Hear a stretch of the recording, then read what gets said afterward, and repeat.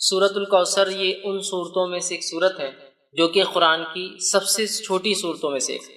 ویسے قرآن کی سب سے چھوٹی صورتیں وہ ہیں جن میں تین تین آیتوں پر ہی مشتمل ہے، جس میں سورۃ العصر 3 آیتیں، سورۃ النصر 3 آیتیں، سورۃ الکوثر 3 آیتیں۔ ان تینوں صورتوں میں تین تین آیتیں ہیں، لیکن الفاظ کے اعتبار سے، جملوں کے اعتبار سے تین تین جملے ہوتے، تین تین آیتیں۔ الفاظ کے اعتبار سے سب سے چھوٹی صورت سورۃ الکوثر ہے، کیونکہ بہت کم الفاظ ہیں اس کے اندر، آیتیں 3 ہی ہیں اس کے اندر۔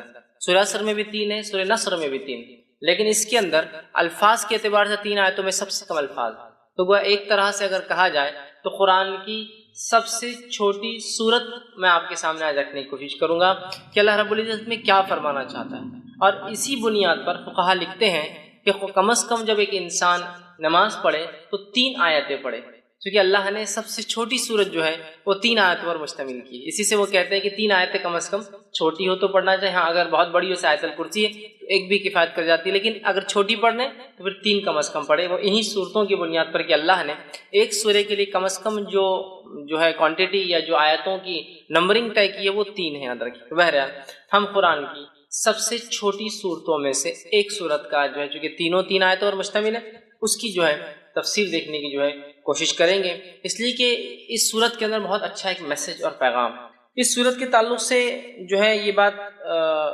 میں علماء نے اختلاف کیا ہے کہ یہ مکی ہے مدنی، کچھ نے کہا نہیں مدینے میں بھی یہ ہو گئی تھی، کچھ نے کہا نہیں یہ مکہ میں ہوئی تھی۔ بہرحال جو بھی اس کا پس منظر رہا ہو، اور اس کے پیچھے کچھ بیک گراؤنڈ بھی علماء بتاتے ہیں کہ کیا اس کے پیچھے پس منظر رہا ہو، انشاءاللہ اس میں ایک بات جو واضح سامنے آتی وہ یہ ہے کہ جب نبی اکرم صلی اللہ علیہ وسلم کے پے در پے ایک کے بعد ایک بچوں کا انتقال ہوا، اور بالخصوص لڑکوں کا انتقال ہوا، جس پر آپ کو ویسے 3 لڑکے تھے، ایک قاسم جس کے نام سے آپ ابو القاسم آپ کی کنیت تھی جو پہلے تھے، ایک ابراہیم تھے اور ایک عبداللہ تھا۔ تو بہرحال آپ کو 4 لڑکیاں اور 3 لڑکے تھے، تو تینوں کا پے در پے انتقال ہو گیا۔ جب تینوں لڑکوں کا انتقال ہوا تو مشرکین خوشی منانے لگے، کیونکہ مشرکین، اور جیسا آج ہمارا بھی حال ہے، ایک مادہ پرست ٹوٹلی میٹریلسٹک سوسائٹی میں ہم لوگ رہتے ہیں، جس میں مادہ اور انسان کیا پزیس کرتا ہے، کیا اس کے پاس ہوتا ہے، اس سے اس کی عزت اور توقیر ہو۔ اور اسی کڑی کے اندر ایک اور چیز جو سماج کا بہت بڑا مسئلہ بھی ہے، اور وہ یہ ہے کہ لڑکوں کا ہونا اور نہیں ہونا۔ جب نبی اکرم صلی اللہ علیہ وسلم کو لڑکے نہیں ہوئے، اس سماج میں جس سماج میں لڑکے فخر کی علامت تھے، لڑکوں کی زیادتی پیدائش کے اعتبار سے سماج کے اندر ایک بہت بڑا رتبہ رکھتی تھی، اس سماج میں جس سماج کے اندر لڑکیوں کو زندہ دفنا دیا جاتا تھا اور لڑکوں کو رکھا جاتا تھا، اس سماج میں نبی اکرم صلی اللہ علیہ وسلم کے پے در پے ایک کے بعد ایک 3 لڑکوں کا انتقال ہونا گویا مشرکین کے لیے ایک طرح سے آپ کے مشن کے انسکسیسفل ناکامیاب ہونے کی ایک دلیل تھی۔ تو مشرکین میں سے کچھ لوگوں نے خوشیاں منائی، آوازیں اٹھائی، اور کہا کہ ابتر عربی زبان میں کہتے ہیں اس انسان کو جس کے پیچھے کوئی نہ ہو۔ عام زبان میں اس کا ترجمہ کیا جاتا ہے دم کٹا، پیچھے کوئی نہ ہو، پیچھے کوئی، جیسا کہ ایک گاڑی چلے گی اس کے پیچھے کچھ ٹریلر سے لگ کر جا رہے ہیں، پیچھے کوئی نہ ہو۔ تو ابتر کا ایک معنی یہ بھی تھا کہ اس کے بعد کوئی نسل نہیں ہے جو اس کا نام باقی رکھ سکے، یہ بھی ایک معنی ہے۔ تو انہوں نے خوشیاں منائی۔ یہ خوشیاں کس نے منائی اس کے تعلق سے بہت سارے مختلف اقوال آتے ہیں کہ ابو لہب تھا جس نے منائی، کس نے کہا نہیں ابو جہل تھا جس نے خوشیاں منائی، بہرحال اور بھی نام آتے ہیں مشرکین یا کفار کے جنہوں نے خوشیاں منائی۔ تو مفسرین لکھتے ہیں کہ یہ شاید اس کی وجہ بنی کہ یہ صورت نازل ہوئی، لیکن یقینی طور سے ہم نہیں کہہ پائیں گے کیا، لیکن چونکہ سورے کا جو اینڈنگ اس انداز سے ہو رہی ہے اس سے اندازہ یہی لگایا جا سکتا ہے کہ شاید یہی واقعہ ہوا ہو کہ آپ کے بچوں کا انتقال، اس میں بھی بہرحال اختلاف ہے کہ کس بیٹے کے انتقال پر یہ منایا گیا، لیکن بہرحال لڑکے کے انتقال پر مشرکین نے یہ خوشیاں منائی۔ اسی کی رد میں اللہ رب العزت نے اپنے نبی کو صبر، دلاسا، ہمت افزائی کرنے کے لیے یہ سورت کو جو ہے نازل کیا۔ سورت کا ترجمہ دیکھیں، میں آپ کے سامنے رکھوں گا، پھر اس کی تفسیر کی طرف ہم جائیں گے۔ انا اعطیناک الکوثر، اے نبی ہم نے بے شک آپ کو خیر کثیر، کوثر، حوض کوثر، بہت زیادہ جو ہے اچھائی سے جو ہے نوازا ہے، عطا کیا ہے۔ دوسری آیت میں اللہ نے فرمایا فصل لربک وانحر، تو آپ اپنے رب کی جو ہے بڑائی بیان کیجئے، نماز قائم کیجئے اور قربانی کیجئے، اور نہر خاص طور سے اونٹ کی قربانی کیجئے۔ ان شانیک هو الابتر، بے شک یقیناً تمہارا دشمنی دم کٹا رہے گا، بے اولاد رہے گا، یا اس کا کوئی دنیا میں نام لینے والا باقی نہیں رہے گا۔ یہ اس آیت کا بہرحال ترجمہ ہے۔ اب آئیے کچھ تفسیر کی طرف اس کے ہم بڑھتے ہیں۔ سورۃ الکوثر یہ قرآن کی 108 نمبر 108 نمبر کی سورت ہے. اس میں 3 آیتیں ہیں. اللہ رب العزت فرماتا ہے بسم اللہ الرحمن الرحیم. صحیح مسلم کی ایک روایت آتی ہے نبی اکرم صلی اللہ علیہ وسلم پہ یہ سورت نازل ہوئی اور آپ مسجد میں بیٹھے تھے. اسی وجہ سے میں نے کہا اختلاف ہے مکی ہے یا مدنی، کیونکہ اس صحیح مسلم کی روایت میں الفاظ ہے آپ مسجد میں بیٹھے ہوئے تھے، اور ہم جانتے ہیں مکہ میں کوئی مسجد نہیں تھی، مسجد جو ہے مدینہ میں بنی. سمجھ رہا؟ تو بہرحال اس وجہ سے علماء کا اختلاف ہے کہ مکی ہے مدنی. بہرحال جو بھی ہے صحیح مسلم کے الفاظ ہیں آپ مسجد میں تشریف فرماتے ہیں. صحابہ گھیر کر بیٹھے تھے، اور یہ معاملہ سب مدینے میں ہی ہوتا تھا، مکے میں اتنی آزادی نہیں تھی. بہرحال صحابہ گھیر کر بیٹھے تھے، اور اچانک جو ہے آپ پر غشی، وہ جو آپ کی کیفیت وہی جب نازل ہوتی طاری ہوئی، صحابہ خاموش رہے. اس کے بعد آپ نے لوگوں سے کہا کہ مجھ پر ابھی ایک صورت نازل ہوئی ہے، بسم اللہ الرحمن الرحیم، انا اعطیناک الکوثر فصل لربک وانحر ان شانئک هو الابتر. آپ نے پڑھ کر سنا دیا. اس بات سے مفسرین لکھتے ہیں، علماء لکھتے ہیں، فقہا لکھتے ہیں کہ بسم اللہ ہر صورت کا حصہ ہے، لیکن نبی اکرم صلی اللہ علیہ وسلم نے فرمایا مجھ پر ابھی ایک صورت نازل ہوئی، بسم اللہ الرحمن الرحیم انا اعطیناک الکوثر. تو اسی سے محدثین لکھتے ہیں کہ صورت جو ہے بسم اللہ جو ہے یہ جو ہے اس کی آیت ہے. اس بات کو بہرحال چونکہ ایک بات آ گئی ہے تو وہ بھی آپ کے سامنے رکھ دیتا ہوں. بسم اللہ کو کوئی آیت مانے یا نہ مانے، سورے کی شروعات میں، بیچ میں نہیں، جیسا کہ سورہ قصص میں بیچ میں بھی آتی ہے آیت، شروعات کے اعتبار سے کوئی اس کو آیت مانے یا نہ مانے، اس کے ماننے اور نہ ماننے سے انسان کافر نہیں ہوتا ہے. دیگر قرآن کی ایک آیت کا بھی انسان انکار کرے تو وہ کافر ہو جاتا ہے.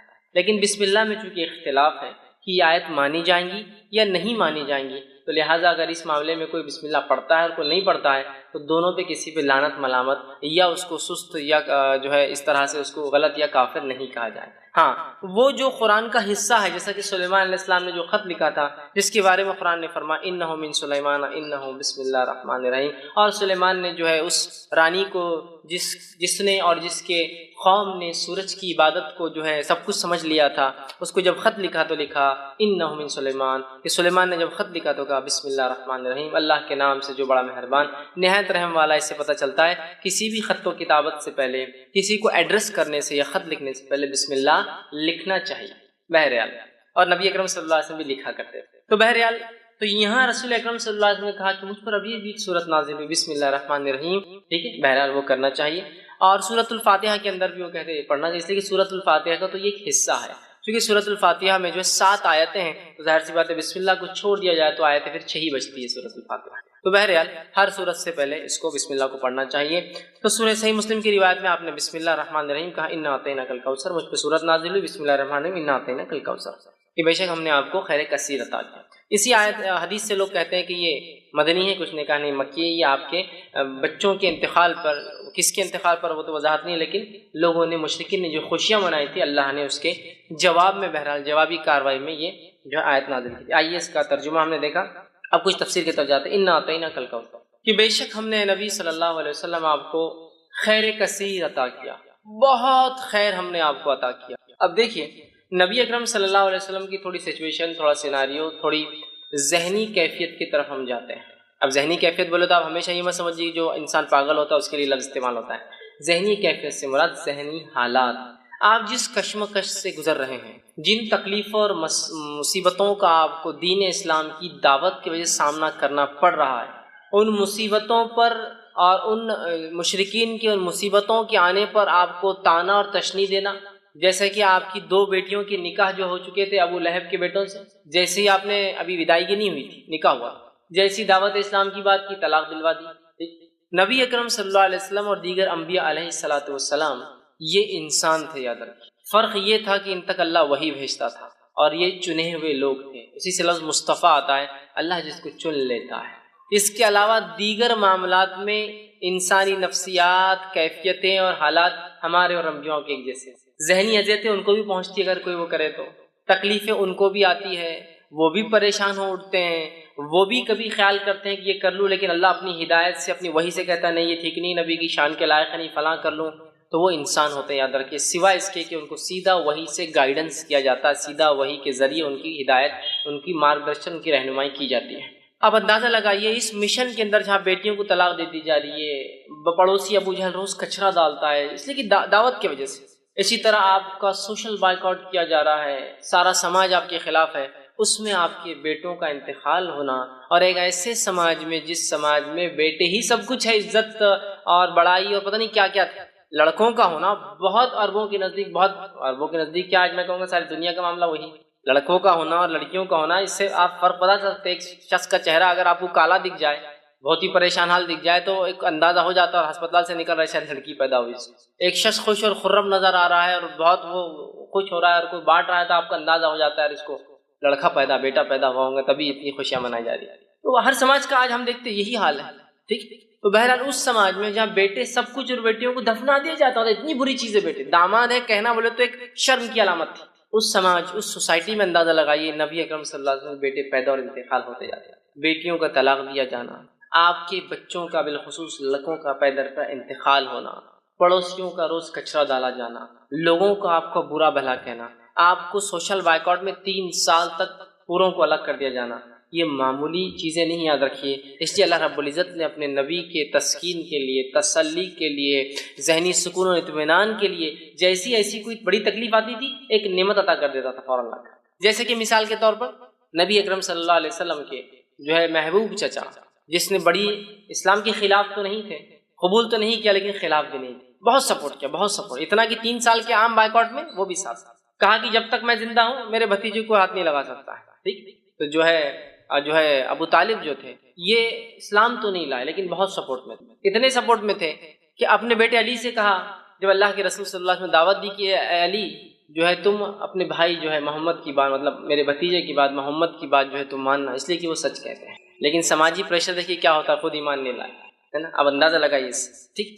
تو جو ہے تکلیف دی جا رہی تھی اس زمانے میں، اس ستم میں انہوں نے آپ کی مدد کی، یہ انتقال کر جاتے ہیں. مشرکین جو ہے خوش ہوتے ہیں. اور یہ بات بھی یاد رکھیے بلال رضی اللہ عنہ ایک طرف ہے، اور جو ہے سمیہ رضی اللہ عنہا کو جو شہید کیا جا رہا ہے نا. اور کئی خاندانوں کو جو غلام تھے اور کمزور تھے مالی اعتبار سے، تکلیف جن میں لڑکوں کی مردوں کی کمی تھی، جو عربوں میں طریقہ دبا دیا جاتا تھا، تکلیف دی جا رہی تھی. اسی سماج، اسی سوسائٹی کے اندر جو ہے ابو طالب کا نبی اکرم صلی اللہ علیہ وسلم کو مدد کرنا یہ بہت بڑی بات تھی، بہت بڑا سپورٹ تھا یہ. اور اتنا بڑا سپورٹ تھا کہ ان تمام کو تکلیف دی جا رہی تھی لیکن رسول اکرم صلی اللہ علیہ وسلم کی طرف کوئی آنکھ بھی ایک عام زبان میں اٹھا کر نہیں، مطلب جو تکلیفیں دوسروں کو پہنچ رہی تھی اس کے مقابلے میں آنکھ بھی اٹھا کر نہیں دیکھ رہا تھا. کیوں؟ اس لیے کہ سب کو پتا تھا کہ ابو طالب لیڈر ہے، ایمان تو نہیں لائے ہیں، محمد صلی اللہ علیہ وسلم کے دین پر تو نہیں ہے، لیکن پورا سپورٹ ہے، ہاتھ تو نہیں لگا سکتے محمد صلی اللہ علیہ وسلم. یہی وجہ تھی کہ ہاتھ نہیں لگایا. اور جتنی باتیں آتی ہے کہ آپ کا گلا دبایا گیا، آپ کے اوپر اونٹ کی وجڑی رکھ دی گئی، یہ تمام باتیں ان کے انتقال کی بات کی. تب تک تو کسی نے ہمت نہیں کی. یہی وجہ تھی. ان کا انتقال ہوتا ہے تو آپ کے ایک یہ ذہنی سپورٹ بھی تھے، چچاتے، بڑی محبت تھی. اور والد کے بعد جو ہے اور دادا کے بعد انہوں نے ہی پالا. والد تو انتقال کر گئے تھے پہلے، دادا نے وہ کیا، اور دادا کا انتقال بھی 6 سال کی عمر میں ہوگا. تب سے لے کر انہوں نے کفالت کی اور مددگار بھی تھے اسلام کے. دوسرا فوراً اس کے بعد جو ہے آپ کی بیوی کا، جو اب تک ایک ہی بیوی تھی آپ کی، خدیجہ رضی اللہ عنہا، ان کا بھی انتقال ہو جاتا ہے. آپ بڑے غمزدہ اور مایوس ہوئے. ایک طرح سے آپ جو ہے پریشان ہیں. ایک طرف چچا کا سپورٹ جو دین کے لیے مفید تھے، ایک طرف بیوی کا سپورٹ جو گھر سے ایمان والی تھی اور مدد کرتی. پہلے ایمان والی، یاد رکھیے پہلے ایمان لانے والوں میں یہی شامل ہے. فرسٹ جو کسی نے اسلام لایا وہ ایک عورت تھی. پہلا جو اسلام کے لیے شہادت دی وہ بھی ایک عورت تھی، یاد رکھیے. بہرحال تو پہلی تھی. آپ غمزدہ ہوئے. اللہ نے آپ کو معراج کا سفر کرا دیا. معراج اسی وقت ہوئی نا، دونوں کے انتقال کے بعد معراج ہوئی. سفر کرا دیا تاکہ وہ جو غم اور وہ ذہنی تکلیف تھی ہٹ دی، جب غائب کے معاملات آپ دیکھ کر آ گئے. تو اللہ ایسے ہی کرتا ہے. اب دیکھیے نبی کو تکلیف دی جا رہی ہے، بیٹے کا انتقال ہو گیا، لوگ مذاق اڑا رہے ہیں. ایک آیت آ رہی ہے، ایک سورت آ رہی ہے، غم کی کوئی ضرورت نہیں. یہ کہہ رہے ہیں کہ تمہارا لڑکا انتقال کر گیا، تمہارا بیٹا مر گیا، کوئی مسئلہ نہیں، نہ آتا ہی نہ کل کا سر. ہم نے تم کو خیر کثیر عطا کر دیا نا، کیوں تم غم کر رہے ہو چھوٹی موٹی چیزوں پہ دنیا میں جو کھو رہی ہے تم سے؟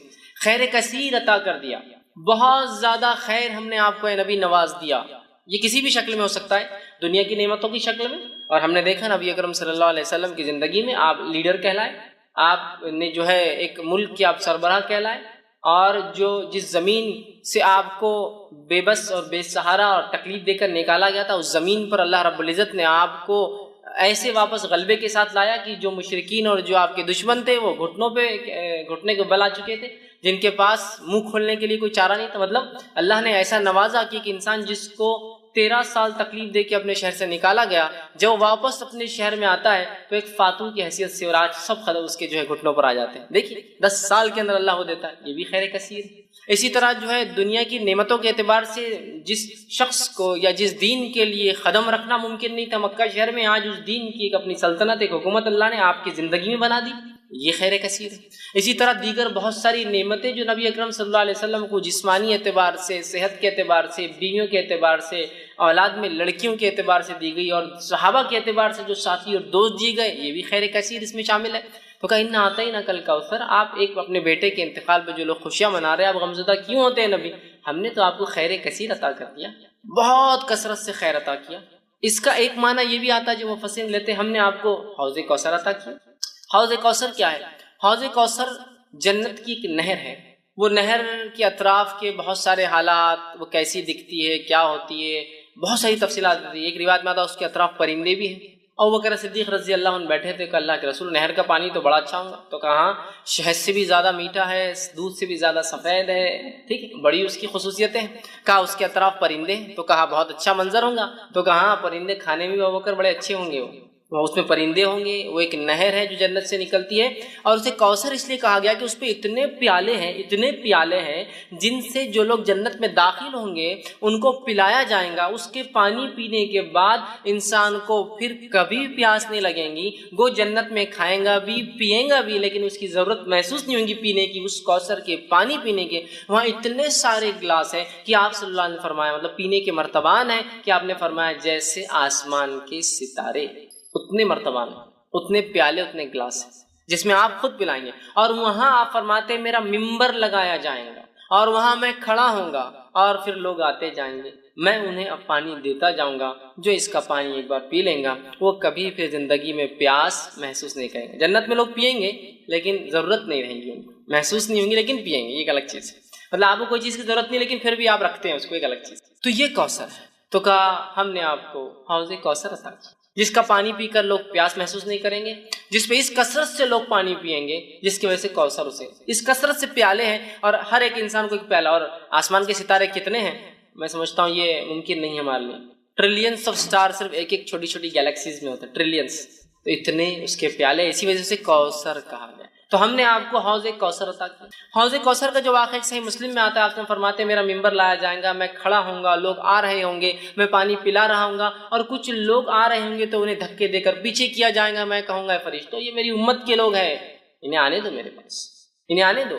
فرشتے کہیں گے اللہ کے رسول صلی اللہ علیہ وسلم آپ کو نہیں پتہ آپ کے جانے کے بعد انہوں نے کیا کیا؟ آپ سب کہیں گے کیا کیا؟ وہ کہیں گے انہوں نے آپ کے جانے کے بعد آپ کے دین میں بدعتیں ایجاد کی۔ بدعت مطلب نئے نئے کام کیے، نئے نئے اعمال کی جو آپ نے نہیں بتائے تھے۔ آپ سب کہیں گے سحقاً، دور لے جاؤ، میں نظر دور لے جاؤ، اس لیے کہ میرے جانے کے بعد یہ کیا دین کے ساتھ انہوں نے۔ تو بدعتی لوگ اس حوض کوثر پہ سے پانی نہیں پی پائیں۔ اس سے ایک مسئلہ یہ بھی نکلتا ہے نبی اکرم صلی اللہ علیہ وسلم کو امت کے اعمال کا پتہ نہیں ہے، اسی لیے آپ کو کہا جائے گا آپ کو پتہ نہیں کیا کیا گیا۔ لیکن یہاں لوگ ایک چیز لاتے نہیں، نبی اکرم صلی اللہ علیہ وسلم کو یہ تو پتہ ہوگا کہ میری امتی ہے نا، تو یاد رکھیے یہ تو آپ کو بتایا جائے گا، اور ہر امت پہچانی جائیں گی۔ کچھ روایتوں میں آتا ہر کسی کے پیچھے جھنڈے ہوں گے، فلیگز ہوں گے جس سے پہچانے جائیں گے کون ہے۔ یہ تو کوئی ممکن ناممکن بات نہیں کہ اللہ کے رسول پہچان لیں گے، تمام انبیاء پہچان لیں گے اپنی امت کو، ہر امت ایک جھنڈے تلے ہوں گی، فلیگز ہوں گے ان کے، وہ کیسے واللہ عالم پہچانے جائیں گے، سمجھ رہا؟ یہ تو آپ کو بتایا جائے گا لیکن آپ کو پتہ نہیں ہوگا امت نے کیا کیا، اس لیے کہ آپ عالم الغیب نہیں۔ تو یہاں پتہ چلا اس خیر کثیر کو اگر حاصل کرنا ہے ایک امتی کو، تو اسے چاہیے کہ نبی اکرم صلی اللہ علیہ وسلم کے دین میں بدعت ایجاد نہ کرے، ورنہ حوض کوثر پہ سے اس کو پیچھے کر دیا جائے گا، عام الفاظ میں کہوں تو ہکال دیا جائے گا، اور اسے پانی نصیب نہیں ہوگا۔ تو جو جام کوثر پینا چاہتا ہے اپنے نبی کے ہاتھ سے، تو اسے چاہیے کہ اپنے نبی کے طریقے پہ ساری زندگی گزارے، اور اس میں کوئی چیز نہ کمی کرے نہ کسی چیز کا اضافہ کرے، ورنہ اس حوض کوثر پہ سے اسے نکال دیا جائے۔ تو کہا اِنَّا أَعْطَيْنَاكَ الْكَوْثَرَ، اے نبی ہم نے آپ کو خیر کثیر حوض کوثر عطا کیا۔ اور دونوں باتیں درست ہیں، اس لیے کہ حوض کوثر خود ایک خیر کثیر کا حصہ بھی ہو سکتی ہے، بہت زیادہ خیر کا حصہ، دنیا میں مختلف چیزوں کے اعتبار سے خیر ہم نے آپ کو عطا فرمایا، اور آخرت میں دیکھیے صحابہ خود ایک جو ہے نبی اکرم صلی اللہ علیہ وسلم کو ایک خیر کثیر جو عطا کیا تھا، اس کی ایک علامت ہو سکتے ہیں کہ عیسیٰ علیہ السلام کے حوارین کی تعداد 11 یا 12 آتی ہے۔ آپ سب خود فرماتے ہیں کچھ انبیاء ایسے ہوں گے روز قیامت جو اکیلے آ جائیں گے، ایک بھی فالوور، ایک بھی ماننے والا نہیں. کچھ کے پیچھے 2 ہوں گے، 1 ہوں گے، کچھ کے پیچھے 2 ہوں گے، کچھ کے پاس 80 ہوں گے، بس اتنے ہوں گے. اور میں دیکھوں گا بنی اسرائیل بہت تعداد ہے موسیٰ علیہ السلام کی امت، اور میں امید کرتا ہوں کہ میری قوم اس سے زیادہ ہوں. اور پھر آگے آپ نے فرمایا کہ تم جو ہے اولادیں پیدا کرو، اس لیے کہ میں اس روز جو ہے تمہاری تعداد پر فخر کروں گا. سمجھ رہے ہیں بات؟ تو آپ دیکھیے، تو یہاں انبیاءوں کے حالات دیکھیے کہ ایک بھی نہیں، 1 ہے، 2 ہے، 30 40 50 100 80 ہے نا. بنی اسرائیل سیکنڈ ٹو امت محمدیہ ہونے والی، نیکسٹ ہوں گی، اس لیے آپ نے کہا امید ہے میری امت جو ہے سب سے زیادہ ہوں گی، بنی اسرائیل کو بھی پیچھے چھوڑ دیں گے میرے امت، اتنے تعداد کے اعتبار سے زیادہ ہوں. تو دیکھیے صحابہ کی تعداد دیکھیے، کچھ انبیاؤں کو تو ایک بھی نہیں ملا ہے صحابی. اللہ کے رسول صلی اللہ علیہ وسلم کو ایسے صحابہ ساتھی کو کہتے ہیں، یاد رکھیے اصحاب جو ہے ساتھی کو کہتے ہیں عربی زبان میں. ٹھیک، تلاميذ اسٹوڈنٹ نہیں تھے، یہ ساتھی، اور ساتھی جنرلی کیلیبر کا ہوتا ہے بہت، اس لیے اس کو اصحاب کہا جاتا ہے. ٹیچر اور اسٹوڈنٹ کو کبھی بھی ساتھی نہیں کہیں گے آپ، 2 اسٹوڈنٹس کو ساتھی کہا جاتا ہے.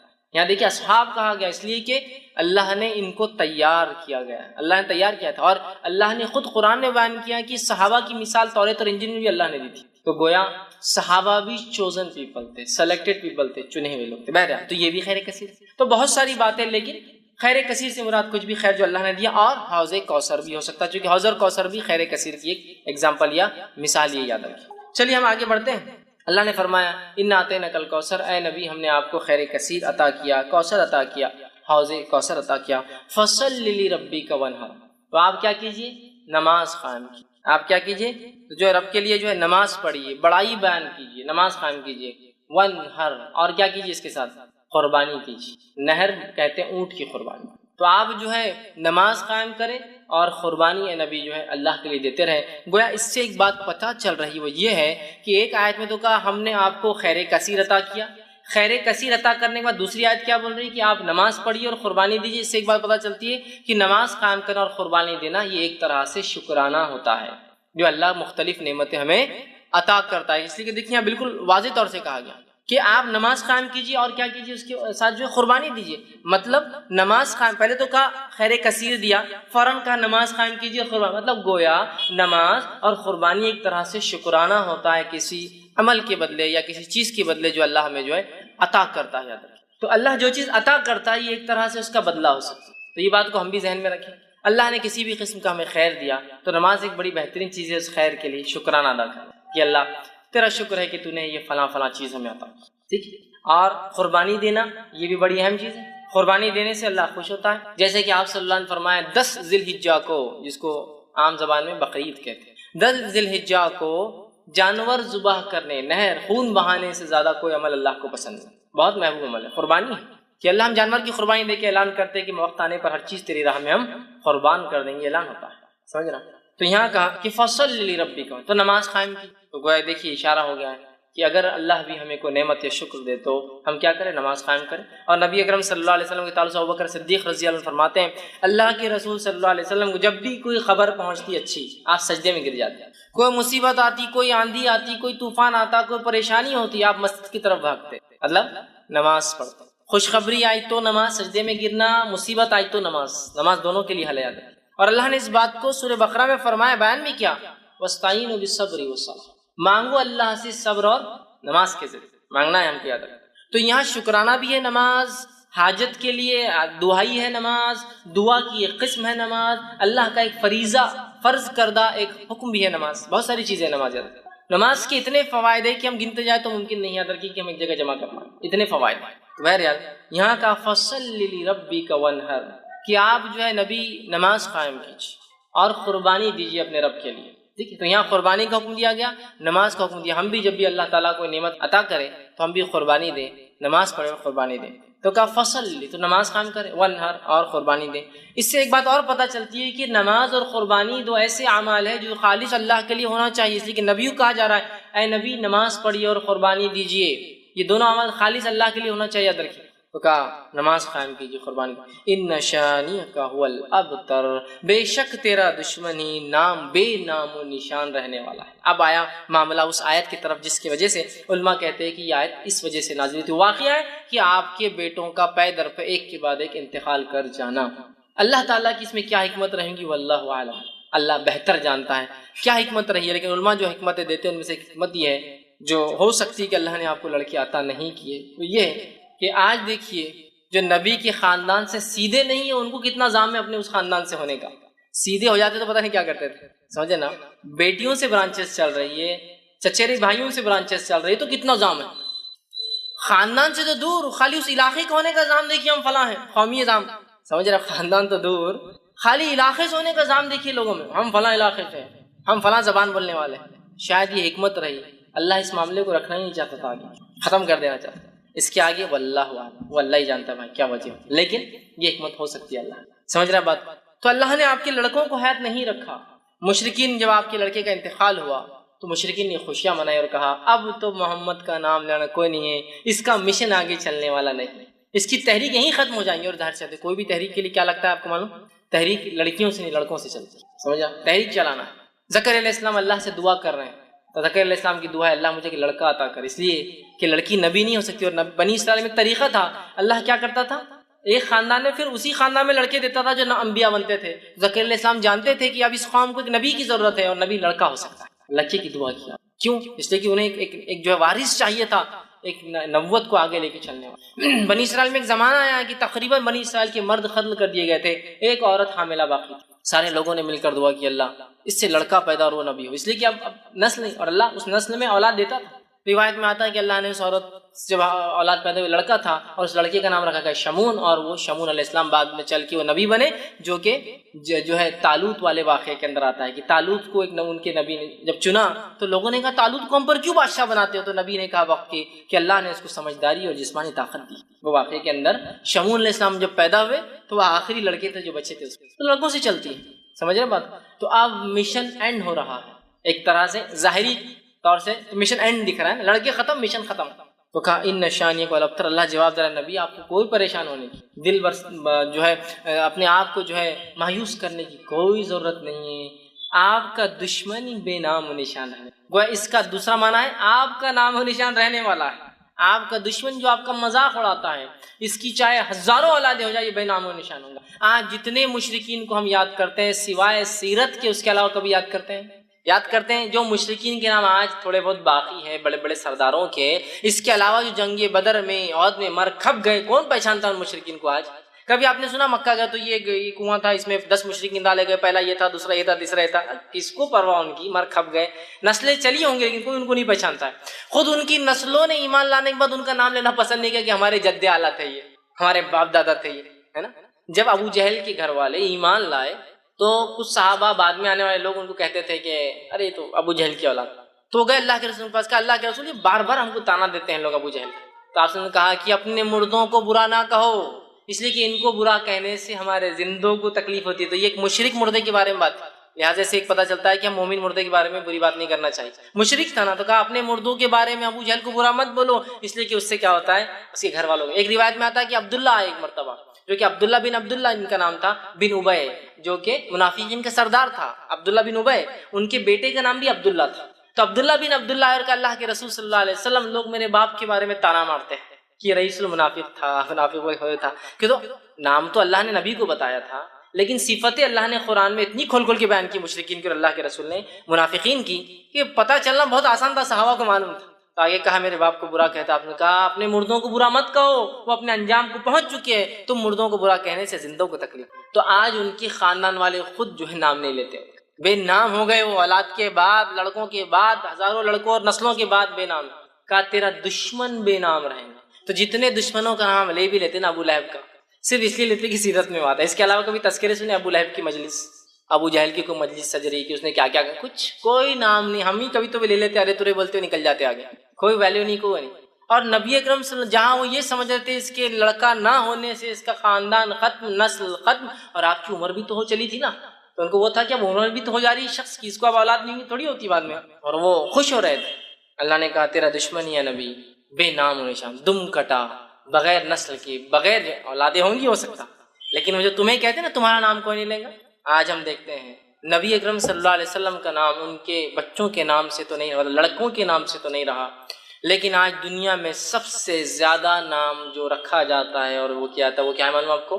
محمد، سب سے زیادہ ویسے دنیاوی اعتبار سے آتا ہے کہ چین جو نام ہوتا ہے نا، چین چائنیز نیم ہے چین، وہ سر نیم سب سے زیادہ ہوتا ہے، لیکن محمد اس سے بھی زیادہ ہے۔ کیوں؟ اس لیے کہ محمد کے بہت سے ویریئنٹس ہیں، MOHAMMAD MUHAMMAD MOHAMMED، سمجھ رہے آپ، MUHMAD، یہ سب ہیں، تو ان کو الگ الگ کیا جاتا ہے۔ جب 15 آتے ہیں، مطلب چین کے بعد 15 اور نام صرف محمد ہی چلتے ہیں پورے، الگ الگ ناموں سے جو محمد کی اسپیلنگس ہوتی ہے، اس ناموں کو اگر لے لیا جائے 15 اس کے الگ الگ کیٹیگرائزیشن ہوتے ہیں۔ تو اگر ان سب کو ملا لیا جائے، چونکہ سب کا مقصد محمد ہی ہے، تو دنیا میں سب سے اول نام جو رکھا جاتا ہے وہ کیا ہے؟ محمد۔ کچھ نہ بھی ہو تو کم از کم اپنے بچوں کے نام میں والدین پہلے محمد اور پھر فلاں رکھتے ہیں۔ دیکھیے اللہ کے رسول صلی اللہ علیہ وسلم کوئی لڑکا تو زندہ نہ رہا، لیکن ہر لڑکے کا نام مسلمان محمد رکھتے۔ اس مہینے کی پہلی فضیلت اور جو اس کی اہمیت ہے وہ یہ ہے، سب سے پہلی فضیلت کہ اللہ نے اپنی ایک فرض عبادت حج کو اس مہینے میں فرض کیا۔ حج ایک ایسی عبادت ہے جو مخصوص ہے، اس کے مخصوص ایام اور دن ہیں، اور ایک مخصوص مہینہ ہے، اس مہینے کی ان تاریخوں میں ہی حج شروع ہوتا ہے اور ختم ہوتا ہے۔ آج اگر میں کرنا چاہوں تو عمرہ کر سکتا ہوں، حج نہیں کر سکتا ہوں، یاد رکھیں، ٹھیک ہے۔ محرم اسی طرح جو ہے رمضان ہے، رمضان میں روزے فرض کیے، اس کی ایک تاریخ ہے شروعات، اس کی ایک خاتمہ ہے، روزہ کب شروع ہوگا کب ختم ہوگا تمام تفصیلات بتا دی گئی۔ تو اسی طرح جیسے اللہ نے رمضان کو فرض عبادت روزوں کے لیے چنا، اللہ رب العزت نے سب سے پہلی فضیلت ذوالحجہ کی ہے کہ اپنی ایک فرض عبادت حج کا اس میں انتخاب کیا کہ لوگ حج اس مہینے کے اندر کرے۔ تو ذوالحجہ اس مہینے کی پہلی فضیلت یہ کہ اللہ نے حج کے اندر جو ہے حج کے لیے اس مہینے کا انتخاب کیا۔ اور حج کیا ہے میں سمجھتا ہوں سب جانتے ہیں، ابراہیم علیہ السلام جو اللہ کی برگزیدہ نبی تھے، اور ہم جو ہے ایک انبیاء میں بڑا ابو الانبیاء ان کا لقب تھا، ہم نبیوں کے باپ کہلاتے ہیں۔ اللہ رب العزت سے آپ نے دعا کی تھی، اور آپ کے بعد سارے انبیاء آپ ہی کی نسل میں پیدا ہوئے، گو اس کے بعد کی پوری جو ہے یا تو اسحاق علیہ السلام سے، یا پھر آپ کے جو ہے دوسرے بیٹے جو ہے اسماعیل علیہ السلام سے، دونوں سے ہی سارے نبی پھر آخر تک آئے۔ تو اللہ نے ان کو چن لیا تھا، اور انہوں نے ہی اپنے بیٹے اسماعیل علیہ السلام کے ساتھ مل کر کعبے کی تعمیر کی تھی۔ اور جب کعبے کی تعمیر کر چکے تو اللہ نے فرمایا سورہ حج سورہ نمبر 22 آیت میں 27 میں، اور کہا ہم نے حکم دیا کہ دنیا میں حج کی پکار بلند کرو۔ ابراہیم علیہ السلام کو اللہ نے حکم دیا، اے ابراہیم آواز لگاؤ لوگوں کو۔ ابراہیم علیہ السلام نے کہا اللہ میں آواز تو لگاؤں گا، آئیں گا کون؟ مکہ آج سے 5-7 ہزار سال پہلے کی بات ہو رہی ہے، جو بے آباد ایک بستی ہے اور پہاڑی علاقہ ہے، وہاں کچھ اگتا بھی نہیں، نہ سبزی اگتی ہے، نہ پیڑ اگتے ہیں، نہ جھاڑ لگتے ہیں، کہ آواز دو۔ ابراہیم علیہ السلام کو تعجب ہوا کہ آواز تو دیں گے لیکن آئیں گا کون، سنیں گا کون؟ لیکن اللہ رب العزت نے کہا ابراہیم آواز دینا تمہارا کام ہے، پہنچانا یہ ہمارا کام ہے آواز۔ اور ابراہیم علیہ السلام نے آواز دی جو اللہ نے حکم دیا۔ ہم نے حکم دیا کہ دنیا میں حج کی پکار بلند کر دو، لوگ تمہاری طرف دوڑتے ہوئے چلے آئیں گے، لوگ تمہارے دوڑتے چلے آئیں گے۔ ان میں وہ لوگ ہوں گے جو پیدل چل کر آئیں گے، اور وہ بھی ہوں گے جو مختلف قسم کی سواریوں پر اپنے مقام سے نکل کر بیت اللہ کے حج کے لیے آئیں گے۔ ابراہیم علیہ السلام نے آواز دی، اور اسی آواز کا نتیجہ یہ ہے کہ تب سے لے کر آج تک جوق در جوق انسانیت ہزاروں سال سے ذی الحجہ کے مہینے میں ہر سال وہاں پہنچ جاتی ہے ابراہیم علیہ السلام کی آواز پر لبیک کہتے ہوئے، لبیک اللہم لبیک۔ تو ابراہیم علیہ السلام کو اللہ نے حکم دیا تھا آواز دو لوگوں کو، اور لوگ آ رہے ہیں جوق در جوق یہ آواز لگاتے ہوئے کہ اے اللہ جو ابراہیم کے ذریعے تو نے آواز لگوائی کہ تیرے گھر کا طواف ہو، حج ہو، تو لبیک اللہم لبیک، اے اللہ ہم حاضر ہے، اے اللہ ہم حاضر ہے، ہم پریزنٹ ہے اس چیز کے لیے، ہم نے اس پکار کا جواب دیا اور ہم یہاں موجود ہے تیرے گھر کے حج کے لیے، طواف کے لیے، سعی کے لیے اور دیگر ارکان کے۔ تو یہ سب سے بڑی فضیلت اس مہینے کی ہے کہ اللہ رب العزت نے اس مہینے کو چنا اور اپنی فرض و حج کے لیے چنا، اور ابراہیم علیہ السلام اور آپ کے خاندان کا کتنا گہرا تعلق حج سے میں سمجھتا ہوں بتانے کی ضرورت نہیں ہے۔ چاہے زمزم کے نکلنے کا معاملہ ہو تو اسماعیل علیہ السلام اس کی وجہ بنے، اسی طرح جو ہے سعی جو صفا مروہ کے بیچ میں ہم جاتے ہیں جو کہ رکن ہے، اس کے بغیر حج نہیں ہوتا، عمرہ نہیں ہوتا، وہ آپ کی جو ہے بیوی حاجرہ علیہ السلام کی وہ دوڑ تھی جو آپ نے جو ہے اپنے بیٹے کی خاطر جو کہ اللہ کے حکم کی خاطر ابراہیم علیہ السلام چھوڑ گئے تھے، وہ ہے چاہے پھر وہ حج کے بعد جو ہے قربانی کرنے کا معاملہ ہو، اسماعیل علیہ السلام اور ابراہیم علیہ السلام ہے، تو گویا اس خاندان کو اللہ نے چن لیا، اور جو کام ابراہیم علیہ السلام نے کیا اللہ چاہتا ہے کہ وہی کام ہم بھی کریں، اسی طرح کی قربانیاں، اسی طرح کا عمل۔ تو یہ سب سے پہلی فضل اس مہینے کی ہے کہ اللہ رب العزت نے اپنی ایک فرض عبادت حج کے لیے اس مہینے کا انتخاب کیا۔ تو ہمیں چاہیے جس کے پاس استطاعت ہو، سفر کرنے کی صحت ہو، تو وہ ضرور حج کرے اس مہینے کے اندر۔ یہ تھی اس مہینے کی پہلی فضیلت۔ اسی طرح جو ہے ذوالحجہ مہینے کی دوسری جو اہم فضیلت ہے وہ یہ ہے کہ اللہ رب العزت نے اس مہینے کو حرمت والا مہینہ بنایا ہے۔ حرمت والا مہینہ کیا معنی ہے میں تفصیلات رکھ چکا ہوں۔ حرمت کا معنی یہ ہے کہ اس مہینے میں جنگ اور جدال، لڑائی نہیں کی جائیں گی، ٹھیک ہے؟ ہاں کوئی لڑنے آئے تو دفاع، جوابی کارروائی کی جا سکتی، لیکن سٹارٹ کرنا، جواب دینا یا شروعات کرنا منع ہے۔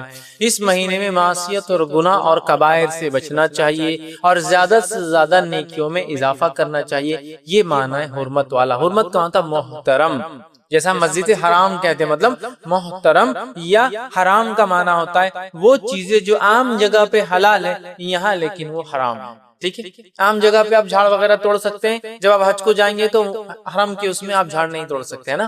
تو گویا جو چیزیں باہر کی جا سکتی ہے، ابھی جو حج کے لیے جب جائیں گا آدمی تو وہاں اس مقام پہ نہیں کر سکتا، اسے حرمت والا کہتے ہیں، محترم یا حرام چیز۔ اسی وجہ سے مسجد حرم کو حرم کہا جاتا ہے کہ وہاں حرام ہے بہت ساری چیزیں، غلط سوچنا وہاں غلط ہے، نقصان پہنچانا غلط ہے، ایذا دینا غلط، سمجھ رہے ہیں؟ تو 4 مہینے حرمت والے ہیں، تو یہ ان مہینوں میں سے ایک مہینہ ہے۔ تو دوسری فضیلت اس مہینے کی یہ کہ اللہ نے اس مہینے کو حرمت والا مہینہ بنایا ہے، اور اس کی حکمت علماء بیان کرتے کہ اللہ نے کیوں اس مہینے کو حرمت والا بنایا، اور خاص طور سے ان 3 ماہ کو ایک کے بعد ایک ذوالقعدہ، ذوالحجہ اور محرم کو کیوں حرمت والا بنایا۔ وہ لکھتے ہیں اور کہتے ہیں کہ عرب میں لوٹ مار بہت زیادہ تھی، تو وہ قافلوں کو لوٹ لیا کرتے تھے، تو اللہ رب العزت نے 3 مہینے کو پیدر پر محترم بنا دیا، جس کی وجہ سے حج کو جانے کا جو قافلہ ارادہ کرے تو حج کا مہینہ بیچ میں آتا ہے، ذوالقعدہ محترم، تو آدمی سفر کو نکل گیا، قبائل اپنے اپنے علاقوں سے نکلے، اور عربوں کے پاس اس کا بہت احترام تھا۔ نبی اکرم صلی اللہ علیہ وسلم کے زمانے میں بھی عرب حالانکہ جاہل تھے، بت پرست تھے، لیکن ان 4 مہینوں میں لوٹ مار نہیں کیا کرتے تھے۔ یہ الگ بات ہے کہ لوٹ مار کرنے کی ٹیکنکس نکال لی تھی انہوں نے، کرتے یہ تھے کہ ہر سال میں کچھ سال اعلان کر دیتے کہ یہ بار محرم کا مہینہ بعد میں آئے گا، 3 مہینے ان سے، چونکہ ان کا بزنس یا ٹریڈنگ کچھ بھی نہیں تھی، تو انہوں نے یہ طریقہ نکالا تھا لوٹ مار۔ تو یہ کرتے تھے کہ اب محرم کو سرکا دیتے تھے، بولتے تھے ابھی 2 مہینے ایک ساتھ محترم، لیکن اللہ نے 3 کیوں رکھے تھے، اس کی حکمت علماء لکھتے ہیں کہ تاکہ قافلے حج کے لیے نکلے مہینہ بھر پہلے، آرام سے حج ذوالحجہ میں پہنچے، حج کرے، اور آرام سے محرم کے مہینے میں اپنے اپنے گھر پہنچ جائے۔ اور رجب کو کیوں کیا اللہ نے پھر محترم بیچ میں، اس کی حکمت بھی علماء لکھتے ہیں تاکہ اگر عمرے کے لیے اگر کسی کو نکلنا ہو تو اللہ نے اس 1 مہینے کو بھی محترم کر دیا تاکہ لوگ آئے عمرہ کر کے اپنے اپنے گھر محفوظ اور حفاظت کے ساتھ چلے جائیں۔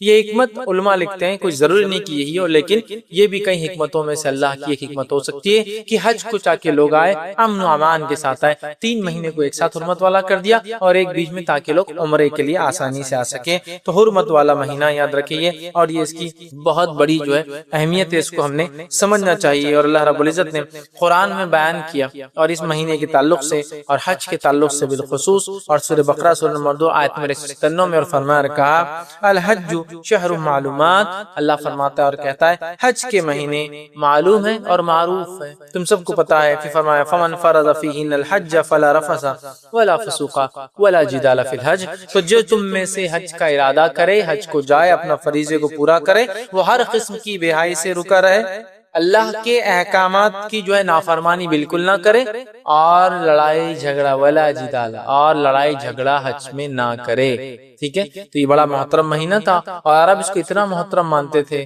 اور حرم کو اتنا محترم مانتے تھے کہ اپنے اگر والد کی قاتل، باپ کی قاتل کو بھی دیکھتے تو حرم میں اس سے بدلہ نہیں لیا جاتا تھا، یا حرمت والے مہینوں میں اس سے بدلہ نہیں لیا جاتا تھا، ٹھیک ہے؟ تو ان کے بعد اس کی حرمت تھی، لیکن یہ بڑی افسوس کی بات ہے، ہم لوگوں کو 4 مہینے حرمت والے ہیں، نبی اکرم صلی اللہ علیہ وسلم حدیث میں بیان کر رہے ہیں، اتنے سارے حدیث کے ذخیرے اور علماء کے اقوال اور فقہوں کی کتابوں میں کیا کرنا ہے کیا نہیں کرنا لکھا ہوا ہے، لیکن اس کے بعد بھی ہم میں سے اکثریت ایسی مسلمانوں کی جن کو حرمت والے مہینے کیا یہی نہیں پتا۔ اگر کسی جاب کرنے والے کو، آفس جانے والے کو یہ بولے کہ ویکینڈ کیا ہے، اگر اسے نہیں پتا ہے تو اس سے بڑا احمق اور بیوقوف کون ہو سکتا ہے؟ جو لوگ جو آفس جاتے ہیں، جاب کرتے ہیں، ویکینڈ سب کو پتا ہے، اس لیے کہ چھٹی ہوتی ہے، خوشی ہوتی ہے کہ اب ہمارا ہفتہ ختم ہو رہا ہے. کسی کا 5 دن کا ورکنگ ہوتا ہے، 2 دن کا جو چھٹی ہوتی ہے، کسی کا 6 دن کا ورکنگ ہوتا ہے، 1 دن کی تو ویکینڈ کہتے ہیں اس کو، ہے نا. مطلب ایک چیز جس میں چھٹی اور ہم خالی ہے تو اس کی اہمیت ہم کو پتا ہے. ٹھیک ہے، تو اسی طرح حرمت والے مہینوں کے بارے میں بھی تو پتا ہونا چاہیے.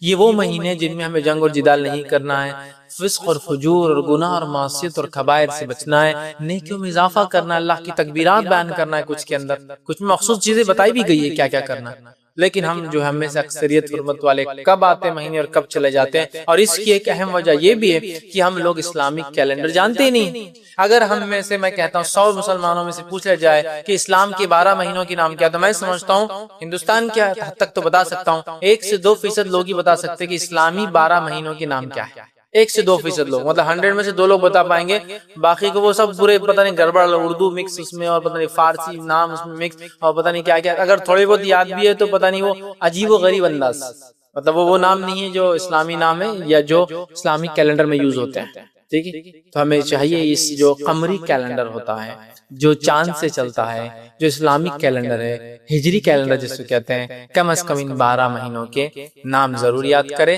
تاکہ یہ حرمت والے مہینے گزرے تو یاد آئے رہے یہ حرمت والا ہے. ایٹ لیسٹ کلک تو ہوتا ہے نا کہیں نہ، ارے محرم آیا مطلب حرمت والا آ گیا، ارے ذوالحجہ آ گیا، ارے حرمت والا آ گیا، ارے ذوالقعدہ آ گیا، ارے جو حرمت والا آ گیا، ارے رجب آ گیا وہ حرمت. تو ایٹ لیسٹ نام یاد ہوں گے تو ریپیٹ ہوں گا. تو نام ہی نہیں پتا تو وہ حرمت والے اور غیر حرمت والے کا کیا اس میں مطلب اصطلاح فرق کیسے کریں گے بتائیے. شناختی نہیں ہوں گی کوئی چیز کی تو آپ اوائڈ کیسا کریں گے، یا پھر اس میں کیا کرنا کیسے معلوم کریں گے. تو ضرور آپ خود اور اپنے بچوں کو ضرور اسلامی کیلنڈر کے 12 مہینے کون سے یاد کریں. بہت آسان ہے، 5 منٹ بیٹھنا پڑے گا لے کر، 5 منٹس بیٹھنا پڑے گا. محرم اور جو صفر، ربیع الاول، ربیع الثانی، جمادی، 5 منٹ بیٹھنا ہے اور آپ کو پورے یاد ہو جائیں گے باہر. یہ الگ بات ہے کہ ہم یوز نہیں کرتے تو ترتیب بہت جلدی نہیں بول سکتے، جیسے ہم جنوری، فروری، مارچ، اپریل، مئی، جون، جولائی بول سکتے، چونکہ ہم ریپیٹیٹیولی اس کو بولتے ہیں Monday, Sunday, Monday, Tuesday, Wednesday. لیکن یہ ریپیٹیٹیو نہیں بولتے ہم، لیکن پھر بھی یاد تو ہوں گے، سیکوینس یاد ہوگا. ٹھیک ہے، رک رک کر بولیں لیکن یاد کیجیے ضرور، تاکہ جب وہ حرمت والے مہینے آئیں تو ہمیں پتہ چلے کہ یہ محترم مہینے اور اس میں ہمیں یہ اعمال کرنا یاد ہے. تو اللہ نے فرمایا حج کے ایام معلوم ہے. ٹھیک ہے، حج کے ایام معلوم ہے، الحج شہر معلومات، کہ حج کے کیا دن ہیں یہ سب کو معلوم ہے. اس کا تم لوگوں کو اللہ نے فرمایا علم ہے، یاد رکھیں. اسی طرح اس مہینے کی تیسری فضیلت، اہم فضیلت یہ ہے کہ اس مہینے میں اللہ نے جو 2 تہوار، جو 2 عیدیں ہمیں دی ہیں، جو 2 منانے کے فیسٹیولز دیے، وہ 2 میں سے ایک فیسٹیول آتا ہے جس کو عید الاضحیٰ، بقر عید، عید الاضحیٰ، یوم النحر اور بہت سارے ناموں سے بہرحال پکارا جاتا ہے. ٹھیک، تو یہ دوسرا تہوار ہمیں دیا گیا. ٹھیک، تو یہ مہینہ بڑی اہمیت کے اندر حامل ہے. ایک عید الفطر ہے جو 90ویں مہینے میں رمضان میں آتی ہے، اور ایک عید الاضحیٰ ہے جو 12ویں مہینے میں اس کی 10 تاریخ کو آتی ہے. ٹھیک ہے، تو ہمیں چاہیے کہ اس مہینے کا احترام کرے، اس لیے کہ اللہ نے اس کی فضیلت یہ ہے کہ اس میں ایک عید کو مقرر کر دیا. اور جو ہے ہم تمام لوگ جانتے ہیں، انس بن مالک رضی اللہ عنہ کی روایت ہے، وہ فرماتے اور کہتے ہیں، یہ سنن ابو داؤد کی روایت ہے، وہ کہتے ہیں جب نبی اکرم صلی اللہ علیہ وسلم مدینہ آئے تو مدینہ میں مدینے کے لوگ 2 دن تہوار مناتے. کیا کرتے تھے؟ کھیلتے تھے، کودتے تھے، ملاقاتیں کرتے تھے، کھلاتے اور پلاتے تھے. جب آپ صلی اللہ علیہ وسلم نے کہا کہ یہ مدینے میں 2 دن کیا کرتے ہیں یہ لوگ مدینے کے، تو انس بن مالک رضی اللہ عنہ فرماتے ہیں کہ لوگوں نے کہا اللہ کے رسول یہ وہ 2 دن ہیں جس میں لوگ کھاتے اور پیتے ہیں، کھیلتے اور کودتے ہیں، مطلب انجوائے کرتے ہیں، فیسٹیول مناتے ہیں، خوشیاں مناتے ہیں، سیلیبریٹ کرتے ہیں، مناتے ہیں. تو آپ نے کہا اور فرمایا، حدیث کا الفاظ ہے، اللہ تعالیٰ نے تمہیں اس سے بہتر 2 دن عطا فرمائے ہیں. اللہ تعالیٰ نے مسلمانوں کو اس سے بہتر 2 دن عطا فرمائے. اور پھر فرما کہا عید الفطر اور عید الاضحیٰ، 2 دن تمہیں ان سے بہتر دیے گئے جو مدینہ میں لوگ منا رہے تھے. تو گویا عید الفطر اور عید الاضحیٰ 2 فیسٹیول ہے، 2 سیلیبریشنز ہے، 2 ایسے دن ہیں جس کو منانا ہے، تہوار جس کو بولیں گے ہندی زبان منانا ہے. لیکن آج ہمارا کیا حال ہے؟ ڈپلیکیٹ تہوار اتنے آ گئے کہ اوریجنل جب آتا ہے سیلیبریشن کا دن تو ہم بور ہوتے ہیں، ہے نا. عید الفطر آ گئی تو اکثر کا تو یہ حال ہے کہ رات بھر جا کے دن بھر سوتے پڑے ہوئے. سیلیبریشن ہے، تہوار ہے، تہوار کہتے ہیں منانے کے دن کو۔ مدینہ میں کیا کر رہے تھے صحابہ اسلام سے پہلے؟ 2 دن کھاتے تھے، پیتے تھے اور کھیلتے اور کودتے تھے اور تہوار مناتے تھے۔ مطلب وہ 2 دن انجوائمنٹ کے تھے، فل وہ لوگ ایک دوسرے کو انٹرٹین کرتے اور کھاتے اور پیتے تھے۔ آپ نے فرمایا تمہیں اللہ نے اس سے اچھے 2 دن دیے ہیں، اور وہ کیا ہے ریپلیسمنٹ وہ 2 دنوں کا؟ تمہیں عید الفطر اور عید الاضحیٰ دی گئی۔ اب عید الفطر تو سونے میں چلے گی، اور عید الاضحیٰ کو تو اکثر ہمارے نوجوان اتنا بور ہوتے یار، صبح اٹھو جانور کاٹو، وہ گندگی اور فلاں، اور کہے کو پتہ نہیں یار یہ نہیں آیا تو اچھا دن، بہت بور ہو جاتے آج کے۔ مطلب گویا جو منانا تھا وہ ہم نہیں منا رہے۔ یہ کیوں ہوتا ہے معلوم آپ کو؟ جب ڈپلیکیٹ چیزیں زیادہ ہو جاتی تو اوریجنل کی اہمیت ختم ہو جاتی ہے۔ کتنے تہوار ہم نے منتھلی اور مطلب ویکلی ایجاد کر لی، دیکھ لیجیے، جس کا نتیجہ یہ ہوا حقیقی تہوار آ تو گل۔ شب قدر وہ رات ہے جس کو جاگنا ہے، اور اللہ کے رسول صلی اللہ علیہ وسلم اور آپ کی ازواج کو آپ پورے 10 راتیں جگاتے۔ یہ ہے شب قدر، کرنا ہے، جاگنا ہے۔ آپ سے ثابت ہے کہ آپ انس بن مالک رضی اللہ عنہ کو بھیجتے، چونکہ آپ اعتکاف میں ہوتے، جاؤ میرے بیویوں کے گھر جاؤ، دستک دو سب کو اٹھو، آج قدر ہو سکتی، منانا ہے۔ اب ہم نے کیا کر لیا؟ 15 شعبان کو منا لیا، شب برات 120 سال کا ثواب پا لیا، حالانکہ موضوع روایت، اور اس کے بعد اس سے پہلے منا لیا، کیا منا لیا؟ شب معراج، جس کا نہ سر ہے نہ پیر ہے اس کی بیچاری، نہ اس کا کوئی ثبوت ہے، اور دونوں منا لیا۔ اب قدر کی ضرورت ہی کیا رہی؟ اس لیے کہ 120 سال کا ثواب تھا، 15 شعبان کو اٹھا لیا ہمارے جو مسلمان بھائی نے۔ اب کیا ضرورت ہے شب قدر کی، جس کے بارے میں اللہ کے رسول صلی اللہ علیہ وسلم کی حدیث، جس کے بارے میں اللہ نے اپنے کلام میں 97 نمبر کا 97 نمبر کا پورا سورہ اتار دیا، ان انزلناہ فی لیلۃ القدر وما ادراک ما لیلۃ القدر لیلۃ القدر خیر من الف شہر، 1000 مہینوں سے افضل کا ہے اس رات۔ لیکن ہم اس کو انجوائے نہیں کر رہے، اس کو منا نہیں رہے جیسا منانے کا حق عبادتیں کر کے۔ کیوں؟ ڈپلیکیٹ نے اصل کو ختم کر دیا۔ تو اسی طرح ڈپلیکیٹ تہوار ہم نے اتنے ایجاد کر لیے کہ حقیقی تہوار، حقیقی سیلیبریشن، حقیقی عید ہم بھول گئے، چونکہ ڈپلیکیٹ عیدیں، ڈپلیکیٹ تہوار، ڈپلیکیٹ انجوائمنٹس اتنے ایجاد کر لیے اسی کو انتہا۔ اور اس کے علاوہ سوڈو انجوائمنٹس، جھوٹے انجوائمنٹس، جس کے اندر صرف اپنی نفس کا فائدہ ہوتا ہے۔ یہ حقیقی انجوائمنٹ ہے کیا؟ عیدین حقیقی انجوائمنٹ ہے، دونوں میں کچھ نہ کچھ دینا ہے انسانیت کے لیے۔ عید الفطر میں آپ فطرہ نکال رہے ہیں، عید الاضحیٰ میں آپ گوشت تقسیم کر رہے ہیں، انسانیت کو کچھ دے رہے ہیں، جبکہ باقی جتنے انجوائمنٹ میرے اور آپ کے سب صرف ایک پرٹیکولر گروپ کو فائدہ دیتے ہیں۔ ہم سب دوست مل کے کھا رہے ہیں، اگر آپ فقیر آ گئے تو ہکا لو یار اس کو، ہاں کھڑا ہو گیا، اس کے دیکھنے کی وجہ سے نظر لگ جائے، دیا نہیں جا رہا، ایک لمیٹڈ گروپ میں۔ لیکن یہ 2 تہوار ایسے ہیں جس میں ساری امت فائدہ اٹھاتی ہے، اور بلکہ امت سے بڑھ کر انسانیت بھی فائدہ اٹھاتی ہے۔ سمجھ رہے آپ؟ تو بہرحال آپ صلی اللہ علیہ وسلم فرمائیے ہے، اور ان 2 عیدوں کے علاوہ اسلام میں کوئی جشن، کوئی عید، کوئی تہوار، کوئی منانے کا ڈے نہیں ہے۔ اس بات کو آپ بالکل گرہ باندھ کے رکھ لے اپنے ساتھ۔ ہوتا تھا نا پہلے، لوگ یاد رکھنے کے لیے چیزیں دوپٹے پہ عورتیں جو ہے گرہ لگا دیتی تھی، یا لوگ دستیوں پہ لگا دیتے تاکہ یاد رہے کہ کچھ تو بھی کام کرنا ہے۔ گرہ لگا لیجیے کہ کوئی اور تہوار اور عید نہیں ہے، ٹھیک ہے؟ آئیے اس سے آگے بڑھتے ہیں۔ یہ وہ مہینہ ہے، اس کی فضیلت ہے جس میں ہمارا دین مکمل ہوا، اللہ نے اس کا اعلان کیا۔ یہ وہ مہینہ ہے، نبی اکرم صلی اللہ علیہ وسلم پہ سورہ مائدہ کی آیت نمبر 3 کا ایک ٹکڑا اسی مہینے نازل ہوا، جب آپ نے حجۃ الوداع میں خطبہ دیا صحابہ کو، اور عرفے کا دن تھا، اور اس کے بعد اللہ کے رسول صلی اللہ علیہ وسلم، الا هل بلغت، کیا میں نے تم تک پیغام پہنچا دیا؟ کیا میں نے تم تک اسلام پہنچا دیا؟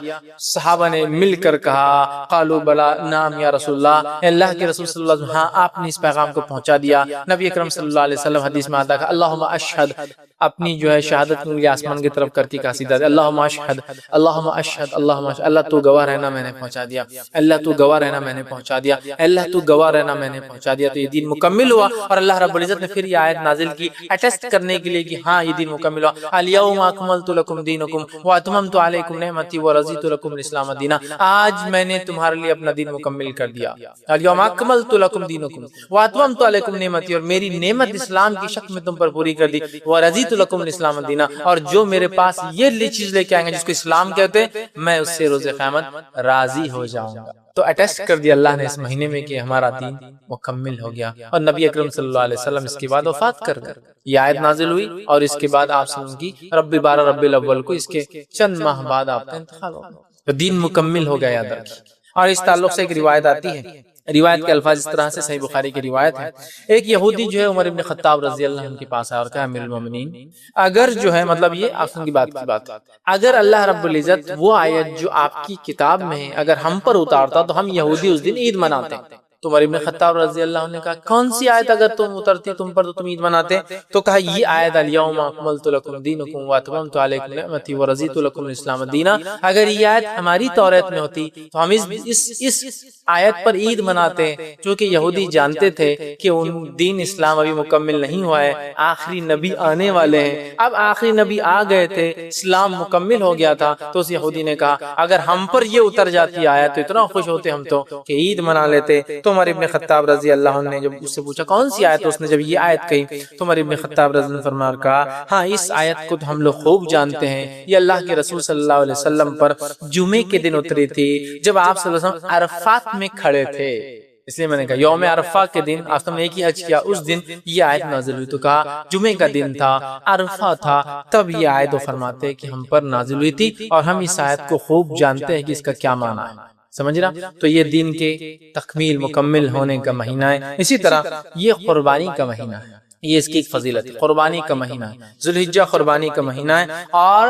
مسلمان اپنے باپ کہیے یا اپنے جو ہے نبی جو ہے ابراہیم علیہ السلام جن کا بڑا ہی گہرا تعلق ہے اس دین اور اسلام سے، بیچ میں کئی انبیاء آئے اور گئے لیکن جتنا گہرا تعلق ابراہیم علیہ السلام کا دین اسلام پر ہے یا ان کا تعلق ہے، ان کے اعمال ان کے افعال، اس کی کوئی انتہا نہیں آتا، بہت گہرا تعلق۔ ابراہیم علیہ السلام کی ایک عمل، ایک قربانی کی یاد تازہ ہوتی ہے اس مہینے کے اندر، اور اسے کہتے ہیں جو ہے جانور کو ذبح کرنا، قربانی جس کو کہتے ہیں ہم، یا نہر جس کو کہیں گے یوم النہر، مطلب قربانی والا دن، خون بہانے والا دن، ٹھیک ہے؟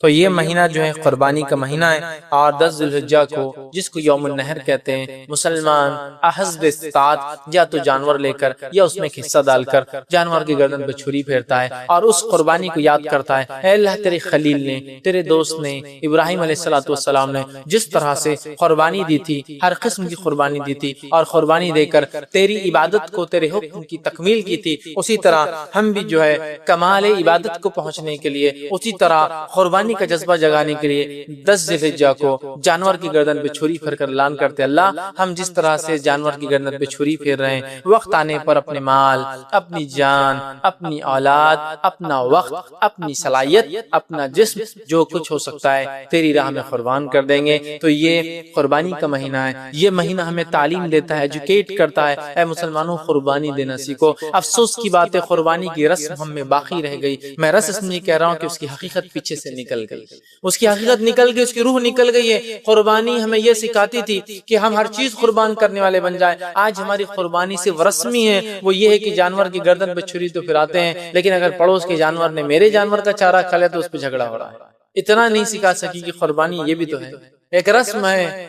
کچھ جگہ تو فخر ہے، معلوم آپ کو، جانور لا کے بالکل غیر مسلموں کو جیسا بہت بڑا روب جما رہے، جنگ جیتنے والے اس دن جانور خوب گھما رہے، چرا رہے، اب یہ کریں گے، روب جما رہے ہیں، کیا کیا کر رہے ہیں۔ یہ قربانی جو سبق دینا چاہیے تھا، جو لیسن دینا چاہیے تھا، جو نصیحت ہمیں دینا چاہیے تھا، جو اس سے فائدہ ہمیں ہونا چاہیے تھا، وہ یہ تھا کہ ہمیں یہ ٹرین کرے اللہ ہم ہر چیز تیری راہ میں قربان کرنے کے لیے ریڈی ہے اور تیار، لیکن نہیں کیا اس قربانی نے، وہ جذبہ نہیں جگایا، رسم باقی رہ گئی کہ وہ کر رہے ہیں، ہزاروں کا جانور لا رہے ہیں، کچھ لوگ لاکھوں کا لا رہے ہیں اور ذبح کر رہے ہیں، لیکن وہ جذبہ نہیں پیدا ہو رہا ہے قربانی دینے کا، قربان ہونے کا، اللہ سے قرب حاصل کرنے کا۔ بہت زیادہ ضروری یاد رکھیے، تو یہ مہینہ قربانی کا مہینہ ہے اور مسلمان اس میں حسب استطاعت قربانی کا۔ اسی طرح یہ مہینہ جو ہے وہ مہینہ ہے جس میں ایام تشریق آتے ہیں۔ ایام تشریق کیا ہے؟ ایام تشریق وہ دن ہوتے ہیں جس کے تعلق سے اللہ رب العزت نے سورہ بقرہ میں یوں فرمایا، بقرہ سورہ نمبر 2 آیت 203 میں فرمایا کہا وَاذْكُرُوا اللَّهَ فِي أَيَّامٍ مَعْدُودَاتٍ، کہ اللہ نے فرمایا کہا اللہ کا بس ذکر کرو ان معلوم ایام میں، ان مخصوص ایام میں، ان فکسڈ ڈیٹس میں۔ اور اس کی شرح کے اندر، اس کی تفسیر کے اندر علماء لکھتے ہیں، مفسرین لکھتے ہیں، اور وہ اس طرح سے آتی ہے کہ اس آیت میں جو ایام معدودات، وہ فکس ایام، وہ چند دن جس کا ذکر ہوا ہے وہ ہے ایام تشریق، 11 ذوالحجہ، 12 ذوالحجہ اور 13 ذوالحجہ۔ یہ یہاں اس آیت میں مراد کہ اللہ کا ذکر کرو، بڑائی بیان کرو ان مخصوص معلوم دنوں کے اندر۔ اور وہ کون سے دن ہے جس میں اللہ کی بڑائی بیان کرنا ہے؟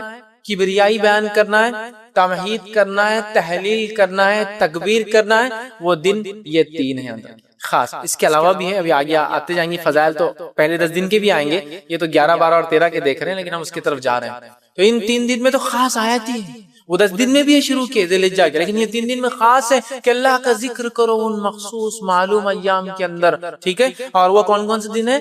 11، 12 اور 13، ان کو کہتے ہیں ایام تشریق، کھانے اور پینے کے دن، ان میں روزہ نہیں رکھ سکتے، سمجھ گیا؟ تو یہ ایام تشریق جس کو اللہ نے کہا، تو یہ ایام تشریق بھی اسی مہینے میں آتے ہیں، یہ بھی اس کی فضیلت، جس کو قرآن نے کہا وَاذْكُرُوا اللَّهَ فِي أَيَّامٍ مَعْدُودَاتٍ، اللہ کا ذکر کرو مخصوص ڈیز کے اندر، مخصوص ٹائم کے اندر، مخصوص جو باتیں بتائی گئی، دن بتائے گئے۔ تو یہ جو 3 ہیں، اور اس میں جو ہے 13 ذی الحجہ کی اثر تک جو ہے ایام تشریق ہوتا ہے، تب تک ہمیں جو ہے اللہ کی حمد و ثنا اور تکبیرات بیان کرنا ہے۔ اور ایام تشریق کھانے پینے کے دن، آپ نے فرمایا صحیح مسلم کی روایت ہے، ایام تشریق کھانے پینے اور اللہ کا ذکر کرنے کے دن ہیں، ایام تشریق کھانے پینے اور اللہ کا ذکر کرنے کے دن ہیں۔ اور ایک حدیث میں آپ نے فرمایا کہا یوم عرفہ 9 ذی الحجہ، یوم النحر 10 ذی الحجہ، ایام تشریق 11، 12 اور 13 ذی الحجہ، آپ نے فرمایا جو سب کے لیے عید کے لفظ آپ نے فرمایا، حدیث کے اندر آتا ہے کہ یہ سب عید ہے۔ ابو داؤد کے لیے آپ نے فرمایا یوم عرفہ، یوم النحر، ایام تشریق اہل اسلام کے لیے عید کے ایام ہیں، اور یہ کھانے پینے کے دن ہیں۔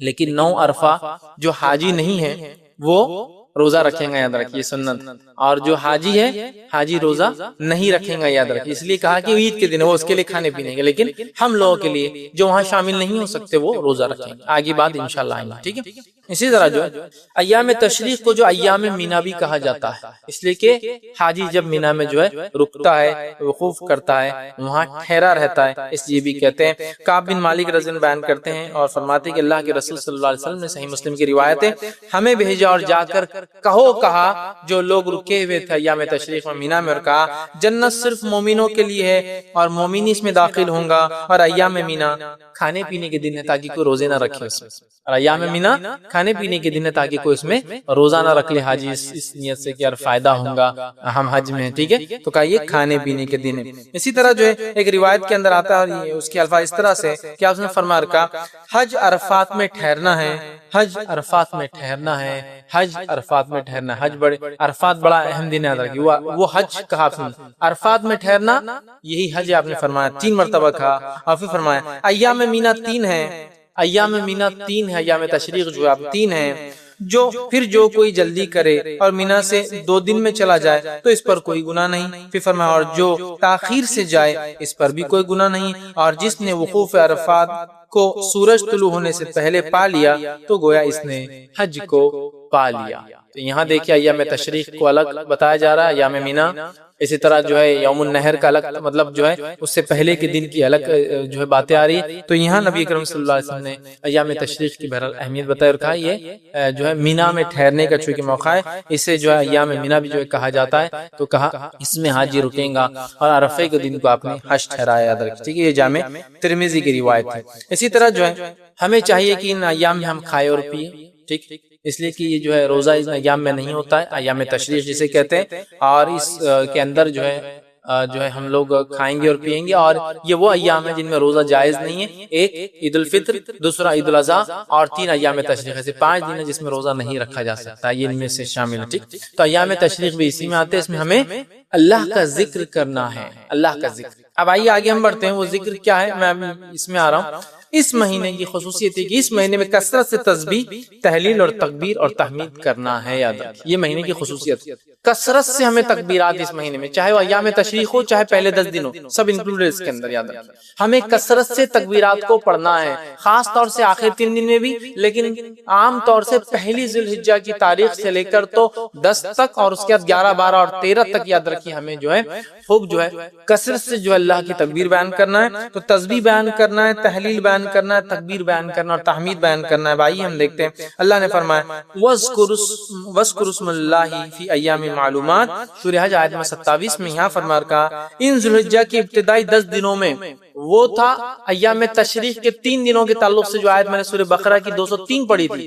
اب یہ سورہ حج کی آیت نمبر جو 27 ہے، اس میں اللہ نے فرمایا اور کہا وَاذْكُرُوا اسْمَ اللَّهِ فِي أَيَّامٍ مَعْلُومَاتٍ، ان ایام میں جن کا علم تمہیں دیا گیا ان میں اللہ کا ذکر کرو. اور اس سے مراد ہے پہلی ذوالحجہ سے لے کر 10 ذوالحجہ تک ہمیں کیا کرنا ہے؟ تکبیر، تحمید، تحلیل اور اللہ کی خوب بڑائی بیان کرنا ہے، تکبیر اس کی بیان کرنا ہے. تو ابھی پورا لے رہا ہوں، 10 ذوالحجہ میں بھی جو کرنا ہے، پہلے عشرے میں ذوالحجہ کے اور آخر 3 دن میں بھی پہلی چیز ہمیں کرنا ہے کہ خوب تکبیرات بیان کرنا ہے.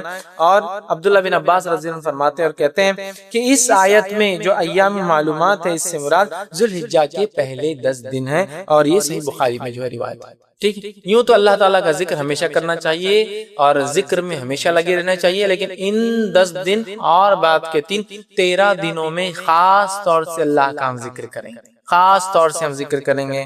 لیکن یہ بھی ایک بڑی افسوس کی بات ہے، ان 10 دنوں میں یا ان 13 دنوں میں ہم اللہ کا ذکر خاص طور سے نہیں کرتے جیسا کرنے کا حق ہے. کیوں؟ ماحول نہیں ہے، شرم آتی ہے، لوگ کیا بولیں گے. اور صحیح بات ہے، کچھ چیزوں کو ہم ایسا بھول چکے ہیں. آئیے میں جب باتیں رکھتا ہوں روایتیں تو سمجھ میں آئیں گا میں کیا بولنا چاہ رہا ہوں آپ کو. ٹھیک ہے، تو ان دنوں کے اندر ہمیں کیا کرنا؟ اللہ کی خوب جو ہے تکبیرات بیان کرنا ہے، وہ کرنا ہے. اسی طرح جو ہے ذوالحجہ کے جو ہے پہلے عشرے اور ایام تشریق میں اللہ تعالیٰ کا جو ہے خوب ذکر کرے، تسبیح کرے، تحلیل کرے، تمہید کرے، تکبیر کرے، اور بہت ساری چیزیں جو ثابت ہے وہ کرے. آگے میں انشاءاللہ کیا کیا ذکر ثابت ہے اور کیسے کرنا ہے اس کی تفصیلات بھی آگے رکھنا ہوں، چونکہ ایام تشریق تھے ان میں بھی یہ کرنا ہے اور 10 مطلب پہلے عشرے ذوالحجہ میں بھی یہ کرنا ہے، اس لیے میں نے یہاں رکھ دیا. اب ہم عشرے ذوالحجہ کی فضیلت میں جائیں گے، پھر سے میں رکھوں گا اس چیز کو ایک بار دہراؤں گا تاکہ بات واضح ہو. اسی طرح یہ وہ مہینہ ہے جس کے اندر یوم عرفہ آتا ہے، یہ بڑا فضیلت کا مہینہ ہے. یوم عرفہ آتا ہے، 9 ذوالحجہ کو کہتے ہیں یوم عرفہ. حاجی جب میدان عرفات میں رکتا ہے جا کر اسے کہتے ہیں یوم عرفہ. اور آپ نے فرمایا یوم عرفہ ہی حج ہے، یوم عرفہ ہی حج ہے، یوم عرفہ ہی حج، مطلب عرفات میں جو آ گیا وہ حج ہوا. ٹھیک ہے، تو یوم عرفہ آتا ہے. اور یوم عرفہ جو ہے حجاج کرام جو ہے یہ بڑی فضیلت کا دن ہے، حجاج آتے ہیں اس میں رکتے ہیں. صحیح مسلم کی روایت ہے، آپ سے فرماتے ہیں کہتے ہیں کوئی دن ایسا نہیں جس میں اللہ تعالیٰ یوم عرفہ سے زیادہ بندوں کو جہنم سے آزاد کرتا ہے. کوئی دن نہیں سال کا ایسا جس میں اللہ اتنے لوگوں کو کوانٹٹی میں جہنم سے آزاد کرتا ہے جتنا یوم عرفہ 9 ذوالحجہ کو لوگوں کو جہنم سے نجات دیتا ہے. اور کیوں نہ ہو، اتنے سارے حاجی ہیں اور لوگ اللہ سے دعا کر رہے ہیں، اور سارے دنیا میں جو ہے لوگ روزہ رکھ رہے ہیں اس دن. سنت کے اوپر ہم حاجی نہیں رکھیں گے یاد رکھیں، لیکن جو مقیم ہے، جو اپنے گھر پر ہے، وہ ضرور روزہ رکھے تو اللہ تعالیٰ سنتا ہے. اور سب سے زیادہ اگر لوگ جہنم سے نجات پاتے ہیں کسی دن تو وہ عرفہ کا دن. تو عرفہ کا دن اسی مہینے میں آتا ہے. ایک اور روایت جو شرح سنہ کے اندر آتی ہے اس میں الفاظ اس طرح سے کہ اس دن اللہ تعالیٰ آسمانی دنیا پر نازل ہوتا ہے اور فرشتوں کے سامنے اہل عرفات پر فخر کرتا ہے اور فرشتوں کو گواہ بناتا ہے کہ میں نے ان سب کو بخش دیا.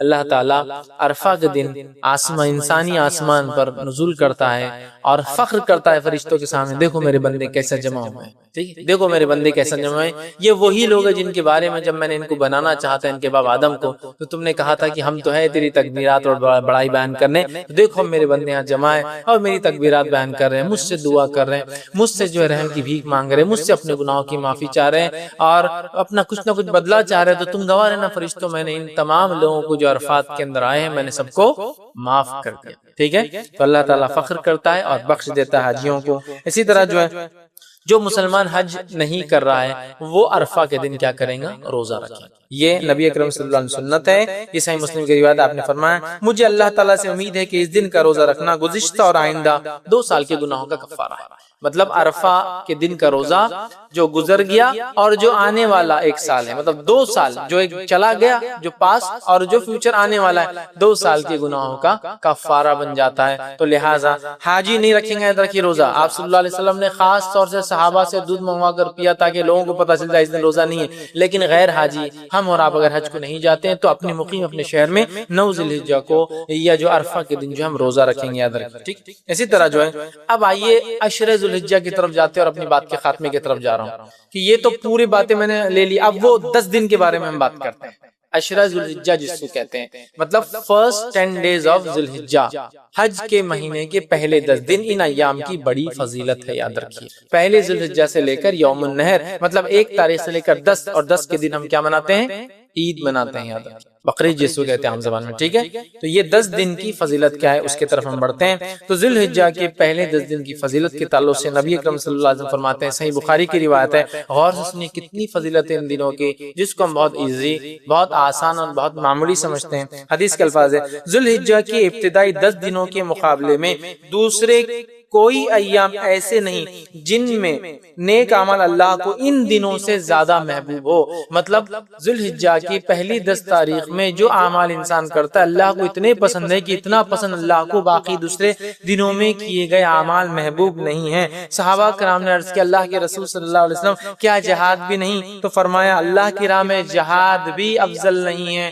مطلب اتنا افضل ہے اس مہینے میں اعمال کرنا کہ ایک آدمی عام دنوں میں اگر جہاد بھی کرے تو ان دنوں میں کیے گئے اعمال کی برابری نہیں کر سکتا۔ تو آپ نے ہاں جہاد بھی نہیں سوائے اس مجاہد کے جو اللہ کی راہ میں نکلے، جان بھی لے جائے، مال بھی لے جائے، جان بھی چلی جائے، مال بھی چلے جائے، وہ زیادہ افضل ہے، باقی کوئی عمل افضل نہیں۔ مطلب ذوالحجہ کے پہلے 10 دن میں آپ جو عمل کریں گے وہ عمل جہاد سے بھی زیادہ افضل ہے۔ صرف اس مجاہد کے مقابلے میں ہمارا عمل کم ہوگا ان 10 دنوں کا جو مجاہد جان مال دونوں لے کے جائے اور کھپا دے، مطلب ختم ہو جائے، ورنہ باقی سارے اعمال ان دنوں میں افضل ہے۔ تو گویا پتا چلا ان دنوں میں کیے گئے اعمال سب سے افضل ہے، یاد رکھیں سب سے افضل ہے۔ تو آپ جب پتا چل گیا سب سے افضل ہے تو ہمیں خوب کوشش کرنا چاحیے۔ اور اس کے تعلق سے حافظ ابن حجر عسقلانی رحمہ اللہ لکھتے ہیں کیوں اللہ نے ان ایام کو سب سے افضل بنایا ہے، اور بڑی اچھی بات لکھتے ہیں، اور بڑی اچھی حکمت وہ لکھتے ہیں، اور وہ فرماتے اور کہتے ہیں اللہ تعالیٰ نے عشرہ ذوالحجہ، پہلے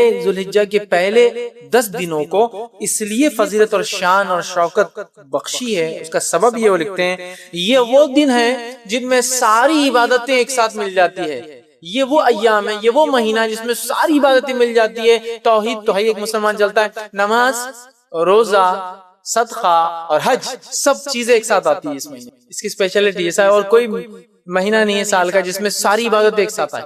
آپ بولیں گے روزہ کہاں سے آ گیا؟ میں آگے آ رہا ہوں روزے کی طرف۔ اس دن نفل روزہ رکھ سکتے ہیں آپ ان 10 دنوں کے اندر، آگے میں رکھوں گا انشاءاللہ۔ چونکہ ساری عبادتیں وہ کہتے ہیں ایک ساتھ مل جا رہی، سب سے افضل اعمال ہے، تو ظاہر سے صدقہ بھی سب سے افضل اسی مہینے کا ہے۔ تو وہ کہتے ہیں چونکہ سارے اعمال ایک ساتھ مل جا رہے ہیں، توحید تو ہے ہی، نماز ہو جا رہی ہے، روز انسان پڑھتا ہے، روزہ بھی ان ایام کے اندر ہے، پہلے تاریخ سے لے کر 9 تاریخ تک روزہ رکھنا یہ سنت ہے، اللہ کے رسول ہمیشہ رکھتے تھے ہر سال یہ روزے، فرسٹ 9 روزے ذوالحجہ کے، پہلے 9 دن کے روزے، 10ویں دن تو عید ہے، ٹھیک ہے، رکھتے تھے۔ تو روزہ بھی مل گیا، نماز بھی مل گئی، توحید پر انسان تھا، صدقات بھی کرے چونکہ سب سے افضل عمل ہے، اور اس میں حج بھی آ جاتا ہے، سارے ارکان ایک ساتھ آ رہے ہیں۔ تو وہ کہتے ہیں اس وجہ سے اللہ نے یہ حکمت ہو سکتی ہے کہ ان 10 دنوں کو اتنی زیادہ اہمیت دی، اور واقع میں ایسا اور کبھی نہیں ہوتا، یاد رکھیے۔ لیکن ایک سوال، کیا شب قدر سے بھی افضل ہے؟ تو نہیں، یاد رکھیں نہیں۔